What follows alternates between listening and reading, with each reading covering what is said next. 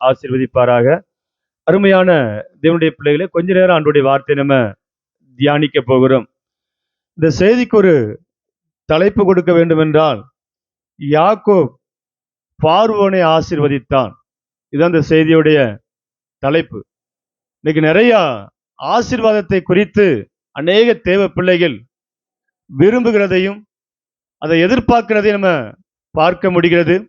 அதனால இன்னைக்கு எது சத்தியம்னு சொல்லி நிறைய பேருக்கு அந்த சத்தியத்தின் அடிப்படையில் வாழ முடியாம ஒரு தடுமாற்றத்தை பார்க்க முடிகிறது. ஏன்னா நம்ம அப்படிப்பட்ட ஒரு கடைசி காலத்தில் வாழ்ந்து கொண்டிருக்கிறோம். ஒரு பக்கம் ஆசீர்வாதம், இன்னொரு பக்கம் கிருபை. ஒரு கூட்டம் ஆசீர்வாதத்தை பிடித்து கொண்டது, இன்னொரு கூட்டம் கிருபையை பிடித்து கொண்டது. எப்படியாட்டும் ஆண்டவராய் இயேசுவிடத்திலிருந்து விலையேற பெற்ற கார்களையும் வீடுகளையும் நகைகளையும் ஆசீர்வாதத்தையும் சுகந்தரித்துக் கொள்ள வேண்டும் சொல்லி பலவிதமான கூட்டங்கள் ஆண்டவரை பின்பற்றுகிறத பார்க்க முடிகிறது.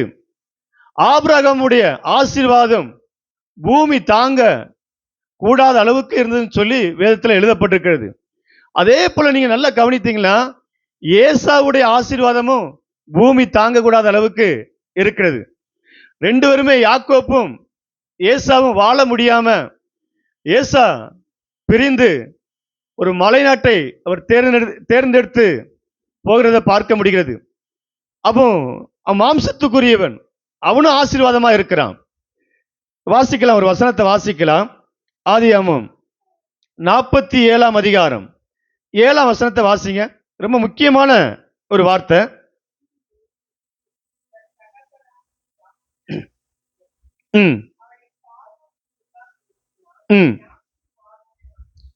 யாக்கோப் பார்வோனை ஆசீர்வதித்தான். இப்போ ஆசீர்வாதம் சொன்ன உடனே ஏதாட்டும் நமக்கு கிடைக்க வேண்டும், பெற்றுக்கொள்ள வேண்டும் சொல்லி ரொம்ப எல்லாருமே விரும்புறாங்க. அருமையான தேவனுடைய பிள்ளைகளே, என்னாகமம் 24ஆம் அதிகாரம் 1ஆம் வசனத்தில் எழுதப்பட்டிருக்கிறது, இஸ்ரவேலை ஆசீர்வதிப்பதே கர்த்தருக்கு பிரியம் என்று அங்க பீலையாம் கண்டு அந்த வார்த்தையை உபயோகப்படுத்துகிறார். இந்த இடத்துல நீங்க நல்லா கவனிச்சீங்கன்னா பார்வோன் சாதாரண ஆள் கிடையாது. பார்வோனுடைய அரண்மனையில இருந்த தங்கம் மட்டும் வேத வல்லுநர்கள் கணக்கிட்டு சொல்லுகிறார்கள் 50,000 டன் தங்கம் இருந்ததாம். யோசிக்கவே முடியாது.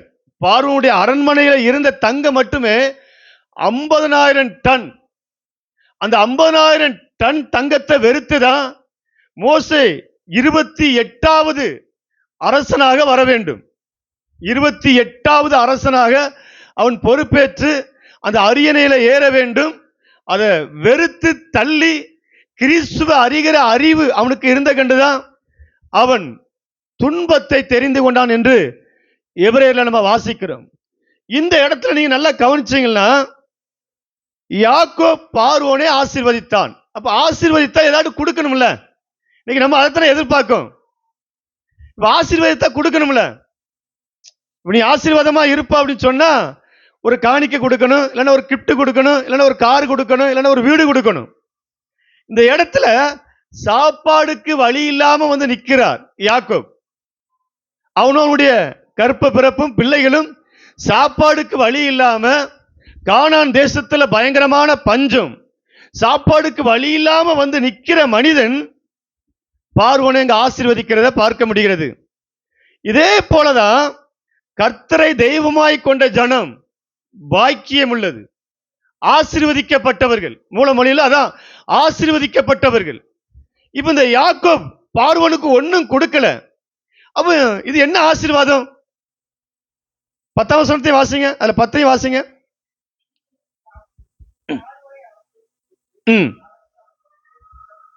இப்ப ரெட்டிப்பான ஆசீர்வாதம். எப்படி எலிசாவுக்கு ரெட்டிப்பான ஆசீர்வாதம் கிடைக்கிறதோ, இப்ப 2வது முறையும் ஆசீர்வதிக்கிறார். எனக்கு அருமையான தேவனுடைய பிள்ளைகளே, இந்த ஆசீர்வாதம் வந்த உடனே நமக்கு ஏதாட்டும் கிடைக்கும் அப்படின்னு நினைக்கும் பாருங்க, அது மிகவும் ஒரு அறியாமை. இந்த இடத்துல நான் ஆராதிக்கிற தேவன் யெகோவா தேவன், நான் ஆராதிக்கிற தேவன் பரிசுத்தமான தேவன், நான் ஆராதிக்கிற தேவன் உண்மையான தேவன், அந்த நாமத்தை கொண்டு நான் உன்னை ஆசீர்வதிக்கன்னு சொல்லி அங்க ஆசீர்வதிக்கிறத பார்க்க முடிகிறது. அருமையான தேவனுடைய பிள்ளைகளே, நாம் தரித்திரத்தில் வாழ்ந்து கொண்டிருந்தோம். எதையோ நாடி பின்பற்றி ஓடிக்கொண்டிருந்தோம். வலது கைக்கும் இடது கைக்கும் வித்தியாசம் அறியாமல் பாவத்திலையும் சாபத்திலையும் வாழ்ந்து கொண்டிருந்தோம்.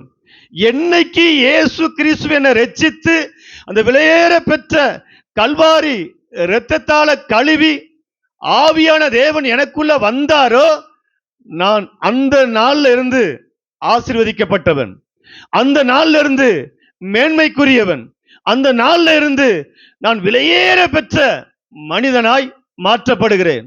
அதனால்தான் கொரிந்தியர்ல எழுதும் போது எழுதுகிறார், இந்த பொக்கிஷத்தை இந்த மண்பாண்டங்களில் சுமக்கிறோம்.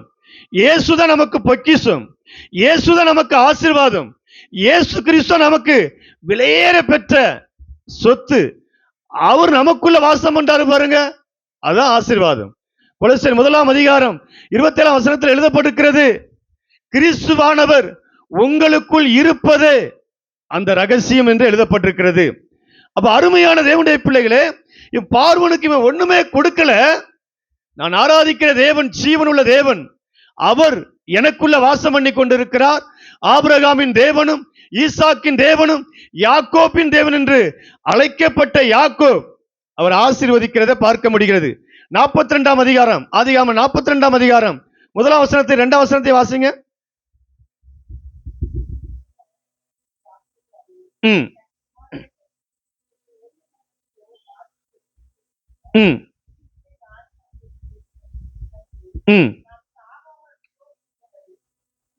வார்த்தையை கவனிச்சீங்களா? போதும். நாம் சாகாமல் உயிரோடு இருக்கும்படி இப்படிப்பட்ட தரித்திரமான நிலைமையில தான் அங்க வந்து நிக்கிறார்.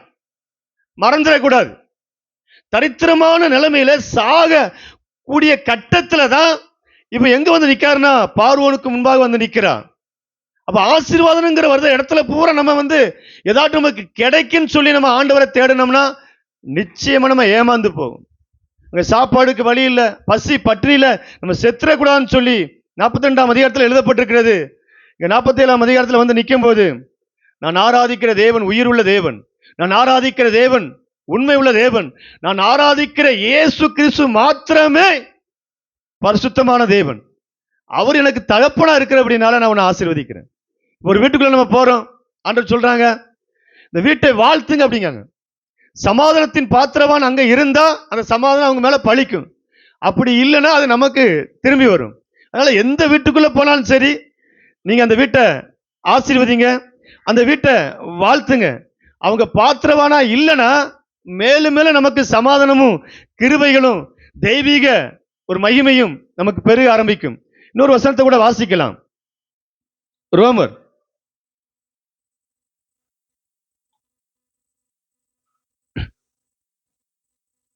ரோமர் 15ஆம் அதிகாரம் 29 வாசிங்க.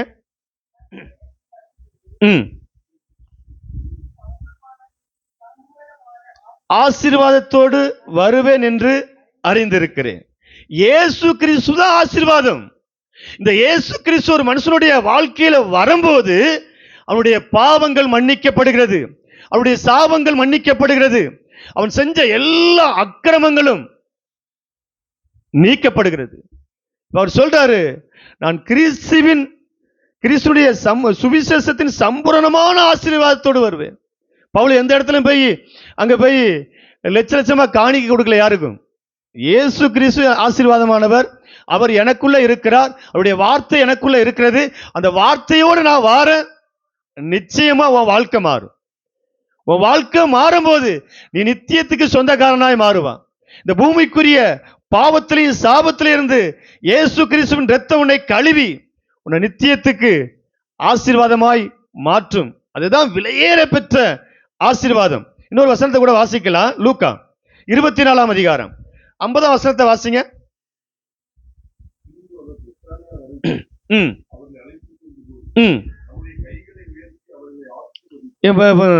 சீசர்ல ஆசீர்வதிக்கிறார். வாசிங்க.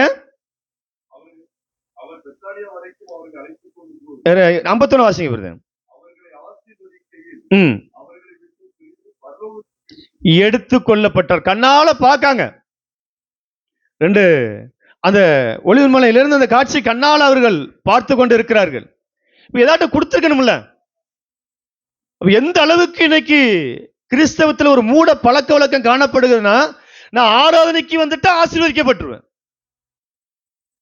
நான் ஆராதனைக்கு வந்துட்டா வீடு கட்டிடுவேன், நான் ஆராதனைக்கு வந்துட்டா பழைய மொபைலை கொடுத்துட்டு இந்த வாரம் ஒரு ஆப்பிள் போன் வாங்கிடுவேன், இல்லைன்னா நான் இந்த வீட்டை நான் கட்டிடுவேன், ஒரு காரை வாங்கிடுவேன். இப்படிப்பட்ட ஒரு குருட்டுத்தனமான நம்பிக்கை காணப்படுகிறது. யோசிச்சு பாருங்க, இந்த 12 பேர் இருக்காங்க, 11 பேர் இருக்காங்க, கொடுக்கணும்ல, ஏதாட்டும் கொடுக்கணும்ல, ஒண்ணுமே கொடுக்கலையே.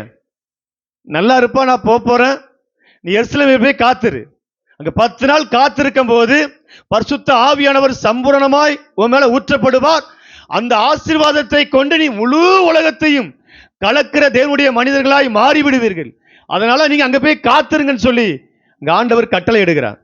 இல்லைன்னா இப்படி செஞ்சிருக்கணும்ல. தோமா அதுல இருக்கார். தோமா இந்தியாவுக்கு வந்தார், சீனாவுக்கு போனார், இன்னும் எகிப்துல எல்லாம் ஊழியம் செஞ்சிருக்கிறார். கிட்டத்தட்ட 29 பேரை உயிரோடு அவர் எழுப்பியிருக்கிறார். இப்போ பைபிள்ல கிடையாது, அவருடைய வாழ்க்கை வரலாறுல எழுதப்பட்டிருக்கு. இப்போ இந்த தோமாட்ட, இப்போ தோமா யாருக்குன்னே அவிசுவாசத்துல இருக்கிறார். இப்போ நான் இந்தியாவுக்கு வரணும் ஆண்டவரே, கப்பல்ல போன எனக்கு பணம் தந்துட்டு போன்னு கேட்டுக்கலாம்ல. உடனே ஆண்டவர் ஒரு ஏடிஎம் கார்டை கொடுத்து, நீ போய் கனரா பேங்க்ல நான் ஒரு 5 கோடி ரூபா போட்டிருக்கேன், நீ ராவி ராவி எடுத்துக்கப்பா, நீ எகிப்துக்கு போகும்போது கொஞ்சம் எடுத்துக்க, சீனாவுக்கு போகும்போது கொஞ்சம் எடுத்துக்க, பாகிஸ்தானுக்கு போகும்போது கொஞ்சம் எடுத்துக்க, கேரளாவுக்கு போகும்போது எடுத்துக்க, கேரளால இருந்து சென்னைக்கு வரும்போது கொஞ்சம் எடுத்துக்க, கொடுத்துருக்கலாம்ல. அப்ப என்ன செய்யறாருன்னா, அவர்களை ஆசீர்வதிக்கையில் அவர்களை விட்டு பிரிந்து பரலோகத்துக்கு எடுத்துக்கொள்ளப்பட்டார். அந்த பரலோகத்துக்கு நான் போனது போல நீங்களும் நிச்சயமா வர முடியும் சொல்லி ஆண்டவர் உங்களுக்கு ஒரு முன்மாதிரியை காமித்து விட்டு கடந்து போகிறார். அருமையான தேவனுடைய பிள்ளைகளை, இன்னொரு வசனத்தை கூட நீங்க வாசிக்கலாம். யாத்ராகமம் 12ஆம் அதிகாரம் 12ல 32 வாசிங்க.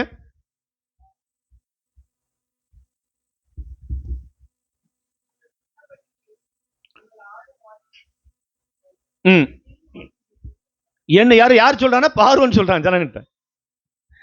அப்ப என்ன கொடுத்தாங்க? இதை யோசிக்கிறதவே கிடையாது ஜனங்கள். இவன் ஆண்டவராய் இயேசுவை ஏற்றுக்கொண்ட வந்த முதல் நாள், நான் ஆலயத்துக்கு வந்திருக்கேன், முதலாவது நாளே என்னுடைய 18 வருஷ குடியிலிருந்து ஆண்டவர் விடுதலை ஆக்கினார். இதுதான் எனக்கு விலையேற பெற்ற ஆசீர்வாதம். 20 வருஷமா கஞ்சா பழக்கத்துக்கு அடிமைப்பட்டு ஒரு பைத்தியக்காரனை போல அலைந்த என்ன ஒரே நாள்ல விடுதலை ஆக்கினார். இதுதான் இயேசு கிறிஸ்து கொடுக்கிற விலையேற பெற்ற ஆசீர்வாதம். 20 வருஷமா சூதாட்டத்துக்கு அடிமைப்பட்டிருந்த என்ன ஒரே நாள்ல விடுதலை ஆக்கினார். அந்த இரத்தத்துக்கு அவ்வளவு வல்லமை இருக்கிறது. இதுதான் ஆசீர்வாதம். ஒரு முறை ஞாபகம் வருகிறது, இந்த பகுதியில் ஒரு அண்ணன் உண்டு, கொஞ்சம் கிழக்க இருக்காங்க. ஒரு நாள் ஒரு வாத்தியாருடைய மகன் சடங்காயிட்டான், குடிக்கிறதுக்கு பணம் கிடையாது. உடனே அந்த அண்ணன் அங்க வந்திருக்கிறேன், சடங்கு வீட்டுக்கு வந்திருக்கிறேன். வந்து தம்பி குடிக்கிறதுக்கு இன்னைக்கு ஒண்ணுமே இல்லைன்னு அண்ணன்ட்ட கொஞ்சம் இருக்கடா வான்னு கூட்டு போறாரு. இங்க வந்துட்டேன். இங்க வந்து நடந்த சம்பவம் ஞாபகம் இருக்குன்னு சொல்றேன். ஒரு பீடியில ஃபுல்லா அந்த இலையே இல்லாம ஃபுல்லா கஞ்சா போட்டு வந்துட்டார். வெறும், அதாவது முழுக்க முழுக்க கஞ்சா அடிக்கிறவங்க நீங்க பாத்தீங்கன்னா என்ன பண்ணுவாங்கன்னா, அந்த பீடி தூளையும் அந்த கஞ்சாவும் பாதி சேர்த்து போடுவாங்க. அவர் என்ன பண்ணிட்டாருன்னா, பீடி தூளை பூரா கீழே தட்டிட்டு முழுவதும் அந்த சரக்குன்னு சொல்லுவாங்க கஞ்சாவை போட்டு உருட்டி பெரிய பந்த மாதிரி ஆயிட்டு, பெரிய சுருட்டு மாதிரி இருக்கு, அடிடா அப்படின்ட்டார். ஒரு புகையும் வெளியே விடாத அப்படின்ட்டார். நான் உள்ள அப்படியே இழுக்கேன். இழுத்து கொஞ்ச நேரத்துக்குள்ள நான் எங்க இருக்குன்னு எனக்கே தெரியல, எங்க இருக்குன்னு தெரியல. இப்போ நான் அங்க இருந்து நடந்து வரணும், என் சைக்கிள் அங்க நிக்கி, இன்னும் அந்த பெரிய செல்வ நகர் பக்கத்துல சைக்கிள் நிக்கி. நடந்து வாரேன், நடந்த சம்பவத்தை சொல்றேன். நடந்து வாரேன், ஒரு 2 சகோதரி ஒரு வீட்டு வாசல்ல உட்கார்ந்து இருக்காங்க. இது எங்கேயும் சொன்னது கிடையாது. ஏன்னா இந்த இதுல நம்ம எந்த நிலைமையில இருந்தோம், எவ்வளவு கீழ்த்தரமா இருந்தோம், இயேசு கிறிஸ்து எப்படிப்பட்ட மனிதனையும் பிரகாசிக்கிற உண்மையான தெய்வம், ஆசீர்வாதமான தெய்வம், அதுக்காக நான் சொல்றேன். வெளியே ஒரு சகோதரி 2 பேர் உட்கார்ந்து இருக்காங்க. நான் வாரேன், டக்குன்னு எனக்கு முன்னால பெரிய கோட்டைச்சோறு மாதிரி தெரியுது. ஏன்னா உச்சகட்டமான இதாயிட்டு. எனக்கு தெரியல, அந்த 2 சகோதரி இருக்கிறதுக்கு நல்ல ஞாபகம் இருக்கு. நான் என்ன பண்றேன் தெரியுமா, அப்படியே நான் பக்கத்துல போய் 2 கையை வச்சு தடவுறேன். ஏன்னா கோட்டச்சவரில் முட்டிடக்கூடாதான். அது கோட்டச்சவறு கிடையாது. உச்சகட்டமான போதையில, அந்த கஞ்சா போதையில என் கண்ணுக்கு எப்படி தெரியுதுன்னா, அது கோட்டச்சவறு போல தெரியுது. மறுபடியும் நல்லா கண்ணை தொடச்சிட்டு பார்க்க வெறும் இடம். அப்படியே lumpy lumpy lumpy lumpy cycle எடுத்துட்டு வீட்டுக்கு போயிட்டேன். எனக்கு அருமையான தேவனுடைய பிள்ளைகளே, இப்ப பார்வோன் சொல்றாரு, நீங்கள் சொன்னபடியே உங்கள் ஆடு மாடுகளை ஓட்டி கொண்டு போங்கள், என்னையும் ஆசீர்வதிங்கள், சபித்து விடாதே. நீ நல்லா இருக்கணும்னு சொல்லிடாத, சபிக்காம நீ தயவு செய்து ஓடிரு. கானான் தேசத்துக்கு போடுமா, நல்லா இருப்பா பேரு.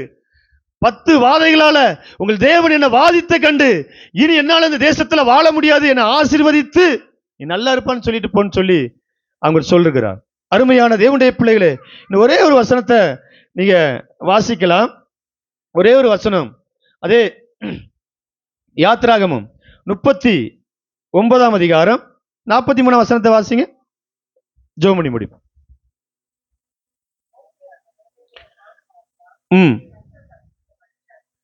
செய்திருந்தார்கள், மோசே அவர்களை ஆசீர்வதித்தான். இந்த இடங்கள்ல முழுக்க முழுக்க பார்த்தீங்கன்னா பணமோ இல்ல ஒரு பொருளோ இல்ல ஏதோ ஒரு வெகுமதியை யாருக்கும் கொடுக்கப்படல.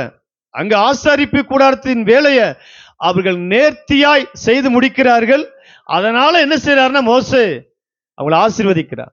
நீ நல்லா இருப்பாப்பா, நீ ஆண்டவருக்கு உண்மையா இருந்தால ஆண்டவர் உன்னை ஆசீர்வதிப்பார், ஒரு இளைப்பாறுதலோடு நடத்துவார், சமாதானத்தோடு நடத்துவார்னு சொல்லி இந்த ஆசீர்வாதத்தை அங்க கூறுகிறத பார்க்க முடிகிறது.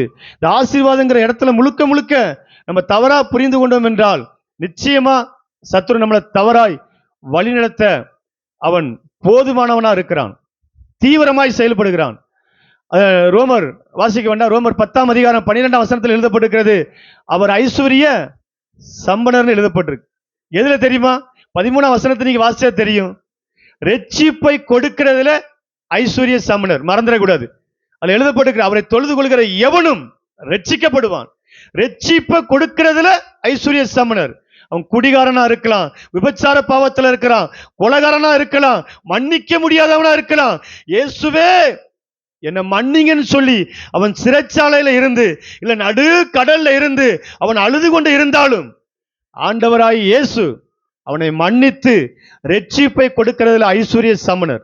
2 கொரிந்தியர் 8ஆம் அதிகாரம் 9ஆம் வசனத்தில் எழுதப்பட்டிருக்கிறது, நம்மளுடைய தரித்திரத்தை அவர் சிலுவையில சுமந்து தீர்த்து விட்டார். எந்த தரித்திரம் தெரியுமா? பாவங்கிற தரித்திரத்தை அவர் கல்வாரி சிலுவையில சுமந்து தீர்த்து இன்னைக்கு நம்மள ஆவிக்குரிய ஐஸ்வர்யவானாய், நித்தியத்துக்குரியவனாய், பரலோகத்துக்கு சொந்தக்காரனாய் அவர் மாற்றி விட்டார். மறந்துடவே கூடாது. இந்த 2 வசனமும் அவங்களுக்கு ரொம்ப முக்கியமான வார்த்தைகள். இந்த 2 வசனத்தை பேசினா ரொம்ப நேரம் பேச வேண்டியிருக்கும். அருமையான தேவனுடைய பிள்ளைகளே, அதனால ஆசீர்வாதங்கிற இடத்துல நிச்சயமா நான் சொல்றேன், உண்மை உள்ள மனிதன் பரிபூர்ணமான ஆசீர்வாதத்தை பெற்றுக்கொள்வான். அவனுக்குள்ள எப்பொழுதும் சமாதானமும் சந்தோஷமும் மகிழ்ச்சியும் தங்கியிருக்கும். உண்மையா இருப்போம் என்றால் எந்த சூழ்நிலையிலையும் அவன் அசைக்கவே முடியாது. நான் அன்னைக்கு கூட ஒரு இடத்துல பேசினேன். என்ன தலைப்பில் ஆண்டவர் பேச வச்சாங்கன்னா, உச்சகட்டமான உபத்திரத்தில் நித்திய மகிழ்ச்சி. நீ உண்மையாய் வாழ்ந்தா அந்த மனுஷனை உச்சகட்டமான உபத்திரம் சந்திச்சாலும் அந்த நித்திய மகிழ்ச்சி அவனை நிரப்பிக் கொண்டே இருக்கும். நான் பூமிக்குரியவன் கிடையாது, நித்தியத்துக்குரியவன். எனக்கு பரலோகத்தை ஆண்டவராய் இயேசு ஆயத்தப்படுத்தி வைத்திருக்கிறார். நான் அவரோடு கோடான கோடி காலமாய் வாழ போறேன்னு சொல்லி அந்த நித்திய மகிழ்ச்சி அவனை நிரப்ப ஆரம்பிக்கும். ஜெபிக்கலாம். பரிசுத்தமுள்ள பரலோக பிதாவே, இந்த நல்ல நாளுக்காக